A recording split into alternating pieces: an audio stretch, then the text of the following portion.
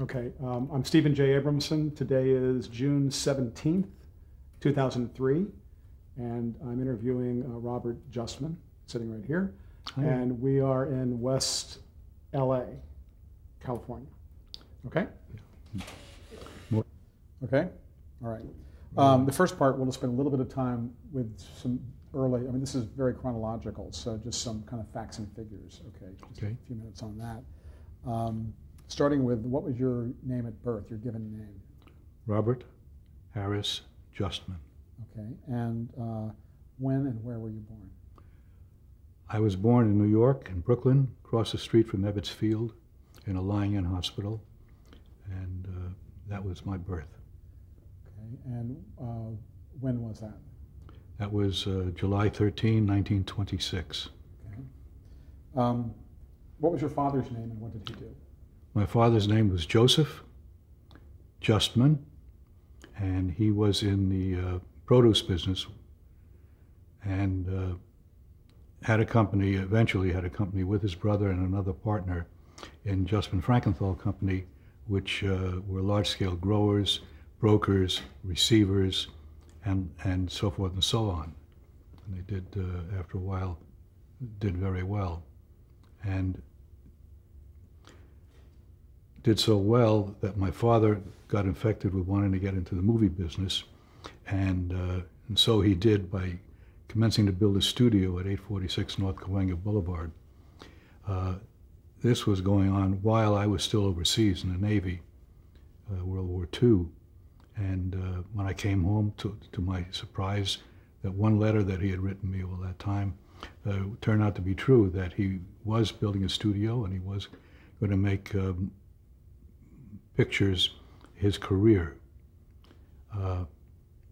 I still remained, however, with the firm for a while, and one afternoon and evening in Fresno, California, after a long but disconcerting day at temperatures approaching 2 zillion volts, I got a call from my father saying, "Bob, why don't you come on down to LA and I'll get you in the picture business?" And I said, okay. He said, think about it and let me know. And I shortly thereafter got a call from Hy Frankenthal, who was his partner, who said, "Bobby, we're breaking up the firm and I'd like you to stay with the firm and you'll have the same good deal that you had up to now," which was, you may be surprised to hear, was $50 a week, less Social Security benefits, and a $5 a night hotel room. And so I thought for a while, but not too long. This was like the answer to my prayers, and I informed Frankie that I wasn't going to remain in the produce business. And I went down to Los Angeles and hung around the studio for a few months, depleting my resources. And then I finally gave up, and I went to a producer on the lot whose name was I.G. Goldsmith, who produced a film in England called The Stars Look Down. It was a beautiful film. And his wife was a lady named Vera Caspary, who wrote a thing called, my goodness, let's cut. Okay. Yeah. Okay. Okay. Okay, we'll pick that up when you finally make the move, but just some more of the information. What was your mother's name? Okay. My mother's name was Lena. Okay, and did she work or was she at home? Or? No, she was at home. Okay. And how about siblings? Do you have brothers and sisters? I had a sister whose name was Sis. That's rather creative, but that was her name. Her real name was Estelle Beatrice. She hates it. Okay. When you were growing up, did you have any hobbies that really was something you really were involved in or wrapped up in?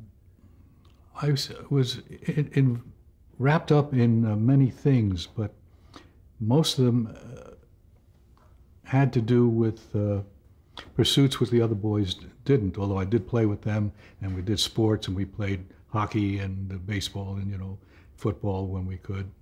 But I was interested in things like science fiction, and it kind of came full circle, didn't it? Because from science fiction in those days to the Outer Limits and to Star Trek and Red Planet Mars, which I'm sure you've never heard of. I kind of took a different direction. My friends were mostly intellectual, and we spent, our free time together, and I was a very good scholar. I was about to ask that. What kind of student you were? What was the name of the school you went to? I went to many different schools because my family was bi-coastal. We jumped back and forth between Los Angeles and New York a lot. So I went through a number of different schools, but I graduated high school from a place called Midwood High, which was later made famous by Woody Allen. So that was my graduation, and I came out here even before the graduation ceremony with my mother and my sister and myself, and in a few short months I was in the Navy. Midwood was back in Brooklyn or in New York? In New York. When I came out to Los Angeles in 1944, was the last time I had lived in New York, and still is. I much prefer Los Angeles, and I much prefer the picture business, as we used to call it, and the industry, and that's the way it is. You went from high school right into the service. Did you ever go to college, or did you go right into? Did you start working right after that? Yes, I did go to college. I went to UCLA on a GI Bill, and we lived in. I lived on campus, had a great time, and discovered that these first 2 years were enough for me, and I took off and went to work.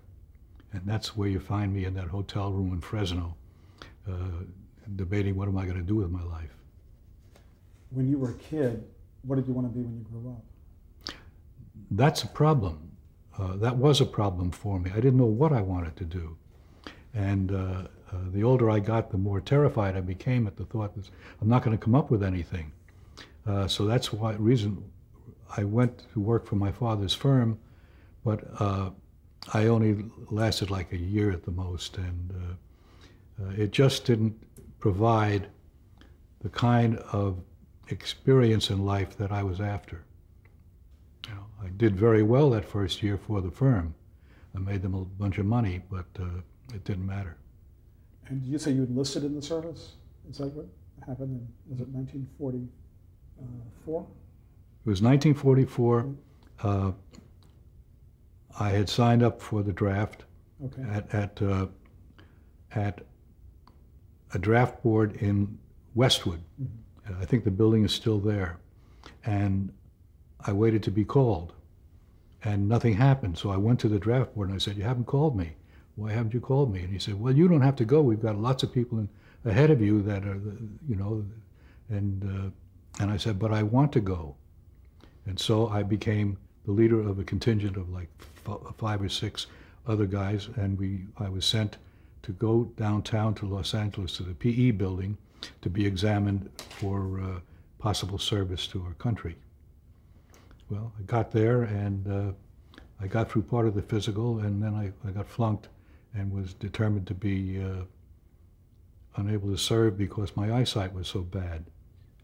Well, I protested, and they gave me a token, put me on a red car, and I went out to Fort MacArthur for a real examination. And instead of being unusable, I turned out I was 1A in the draft, which meant, in the parlance of the Navy, which I ended up in, that you serve on, if you're 1A special assignment, you serve either on a shore base or no ship smaller than a heavy cruiser, which is kind of laughable because I spent my time overseas in destroyer escorts and destroyers. When you finally made the move to Hollywood, then we can pick up this part of the story.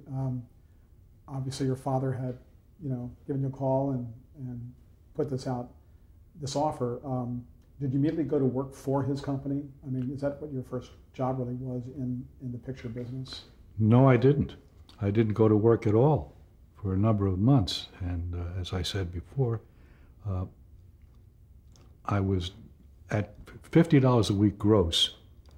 You can less the deductions, which brings it out to around 43 bucks. You don't do too great a job of living for any length of time.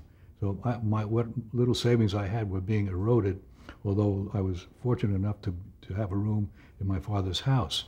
But I figured, well, something's got to happen. How am I going to? Nothing was going to happen to me, I feared. So I walked up to this nice German man, I.G. Goldsmith, and asked him, I said, I.G., will you give me a job? And he said, why, sure, my son, I give you a job. And so I got the job.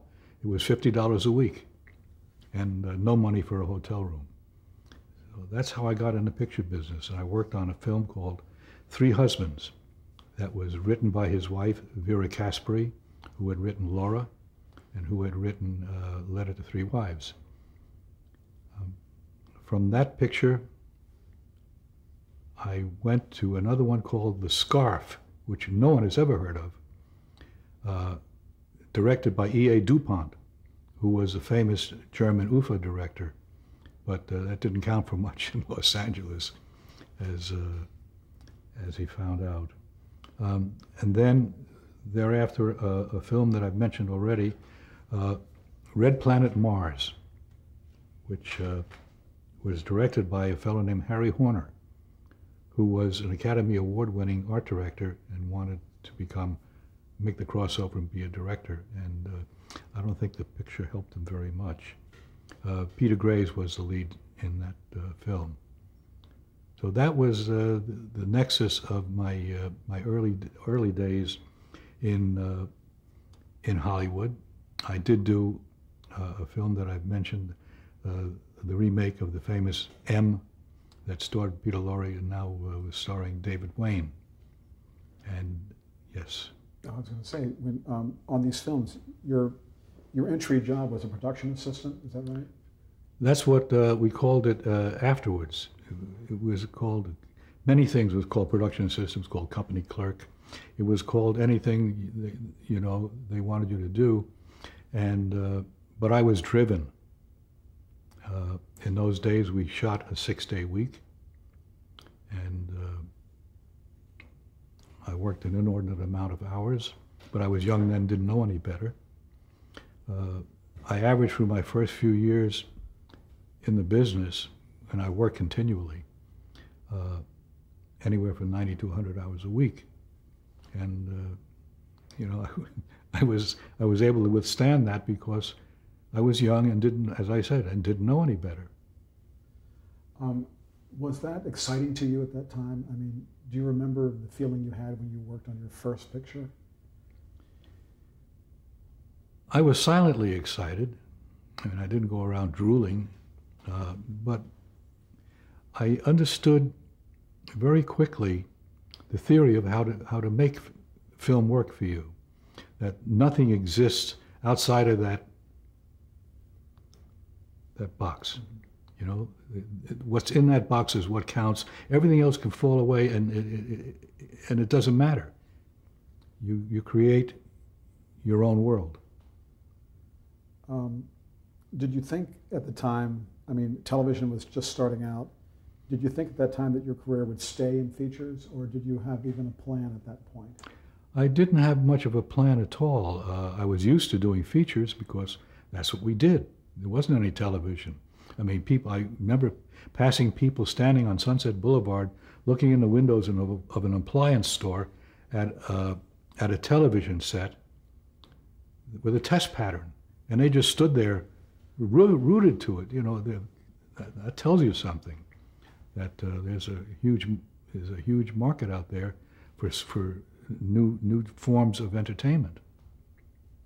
Not that I was able to take advantage of it. You worked on a film called The Moon is Blue, directed by Otto Preminger. What was that like? What was he like? Well, firstly, I only worked on that film a couple of weeks. What was he like? He was a monster. He was a cruel man. I don't think that he realized at times how cruel he was, but he was withering with his sarcasm. The Moon is Blue, incidentally, was made in two versions, the regular American English version and the German version. There were two casts, and it was the same setup for Group A as for Group B. That sounds interesting and innovative, actually. But that never, was that a practice that was commonly done at that time, or was that like a whole new way of going about it, with two whole casts? Well, I'm not sure I know. I hadn't heard of it beforehand, and no one seemed eager to try it after that.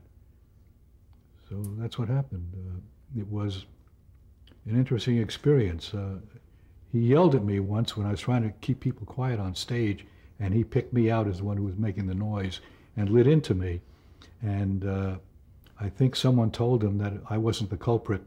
The real culprit got away with it, and the fake culprit was fairly morose. And so he did kind of apologize to me in an offhand way, but I was still very upset about it. You worked on Abbott and Costello Meet Captain Kidd at Warner Brothers? Well, the title wasn't at Warner Brothers. Abbott Costello Meet Captain Kidd with Charles Lawton was the whole title. And it was a Warner Brothers production, but it was shot at the lot on Cahuenga Boulevard. And the famous Robert Aldrich, the director Robert Aldrich, was the first assistant on that movie, and I was a company clerk. And what was that? Did you have interaction with Abbott and Costello themselves? Not. I rather prefer that they stay away from me, especially Costello, who had a stooge, and they would do all kinds of pranks, and I much preferred to talk to Bud Abbott? No, not Bud Abbott. I much preferred to talk to Charles Lawton. Oh. And his wife especially. And she was always my heroine. And in fact, I was fortunate enough to cast her in an episode of a show that I did called Then Came Bronson. And she was the guest star. And she called me my partner and I called me the hippie producers. So I had kind of long hair and tennis shoes and so forth. But she was nice. When you made the transition to television, was it an organized guild at that point? Was there a directors guild, or was it something new? And what was your transition? Because you eventually became an assistant director. That's right. I believe I joined the guild in either 1952 or 1954. 1953. I can't for certain. I'm not for certain sure which one of them is correct. Yes, the guild was up and functioning very well by that time. I first got into business, I'd say, the beginning of 1950, the end of 1949, something like that. And the guild was in existence even then. I was fortunate to be able to be taken into membership with the Directors Guild, because the only way you could become an assistant director in those times was you had to be the son of a member, or you had to be nominated by your major studio, which was allowed one nomination per year. I didn't have either one of those, but I went to the guild and I asked to be admitted to membership, and they agreed to hear me out. And they heard me out and had me wait outside. This was in the old building on Sunset Boulevard on the north side across the street from Scandia. It was an agent's building. I waited outside fretting for about 30 minutes or so, and then finally the door opened, someone beckoned me in, and Bob Aldrich, who was the president of the Assistant Directors Council, stood up, reached out, took my hand and said, "Welcome, brother," and I was a member of the guild. I was very fortunate, and then I had to go out and borrow the money to pay for the initiation. Was there a separate, were there separate guilds at that point? I mean, were assistant directors in a separate guild? Was it all part of the DGA or became the DGA? DGA was assistant directors and production supervisors, and they were all part of the guild. Okay. When you made the move to television, how did that occur? Was it just a job offer was made to you? Was it something you chose? How did you go? How did you start down that path? Well, I chose it because I couldn't do otherwise. As soon as I became a member, I went to work on a half-hour series called the Doctor series for Camé Soap, and I was a second assistant on that. So, and Bobby Aldrich was one of the two directors, famous Bobby Aldrich, and Whatever Happened to Baby Jane, and many others. I became his assistant for a while. I did a number of films with him. The other director was a fellow named Don Siegel, who had a pretty good career himself. He did Dirty Harry and many other shows. So it was really something. When you were growing up, or at least let's say when television first came on the scene, what do you remember? What was your first impression? You mentioned the thing about people on the street watching the test pattern. Was that kind of your first real kind of awakening moment about television? Or was there a show you saw in those early days you thought was innovative or good? Or how did that seem when that all started coming together? Well, I thought that the shows at that time weren't very good at all. In fact, I had an idea for a series that I wanted to produce, and it would be composed of the staff would be composed of 3 people. Jimmy Wong Howe, the cameraman, would be the director, and would you cut, please? Okay. Okay. The fellow who would do all the writing was Ray Bradbury, who was becoming very well known at the time, and I was much taken with his work, beginning with the Martian Chronicles and then the Illustrated Man. And in fact, my idea for a show was to be called the Illustrated Man, and it would be a half-hour show, and there would be no recurring characters, which was death knell at that time. But the industry changes its mind every 3.5 years.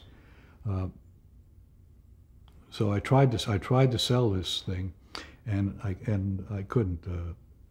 It was, but I did get some free meals out of Jimmy Wong Howe, because he owned a restaurant on Ventura Boulevard, a Chinese restaurant, and he actually treated me to some on-the-house goodies, which surprised a lot of people because he was not known to be unthrifty. About what time was this? Was this before? I assume this is before the feature, The Illustrated Man, came out, which is like in the 60s. Was this? Oh, well before. This is like in the 50s still you're talking about? Yes. This idea? Okay. Yes, in the early 50s. Okay. It was like 51 or 52 or 53. That's when I had the idea. I even had the methodology to do each episode, because you fade out, you fade in after the commercial, and there's an illustrated man sitting on a stool. Of course, he's totally tattooed from head to toe, and the camera selects one of the tattoos and closes in on it, and goes into it and dissolve into the story.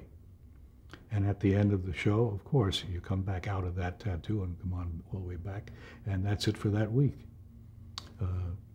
I thought it had some merit, but I didn't have the reputation yet to force things to happen.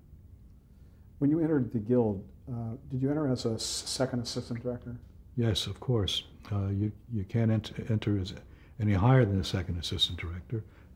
Except nowadays you can be a trainee.